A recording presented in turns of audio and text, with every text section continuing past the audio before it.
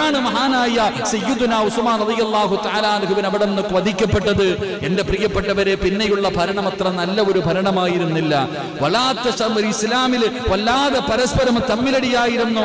ഉസ്മാൻ റളിയല്ലാഹു തആല അൻഹുവിന്റെ കാലഘട്ടം കഴിഞ്ഞു. അലിയാർ തങ്ങൾ ഖലീഫയായി അവിടുന്ന് ഭരണം തുടങ്ങുമ്പോഴും എന്റെ പ്രിയപ്പെട്ട സഹോദരങ്ങളെ, അങ്ങോട്ടും ഇങ്ങോട്ടും പ്രശ്നങ്ങളും ഓരോ കാര്യങ്ങളായി. എന്റെ പ്രിയപ്പെട്ടവരെ, മുനാഫിക്കീങ്ങൾ വീണ്ടും കടന്നു വന്നു. ഖവാരിജാക്കൾ, എന്റെ പ്രിയപ്പെട്ടവരെ, മുസ്ലിമാണെന്ന് പറഞ്ഞ് നടക്കുന്നവർ. ഇന്നും നമുക്കറിയാം, ഷിയാക്കളൊക്കെ അവരൊക്കെ ഇന്ന് കാണിക്കുന്ന രംഗങ്ങൾ, പള്ളികളിലൊക്കെ ബാങ്ക് വിളിക്കുന്നത് പോലും വളരെ വ്യത്യസ്തമായ രീതിയിൽ നമുക്കൊരിക്കലും അംഗീകരിക്കാൻ കഴിയാത്തത്.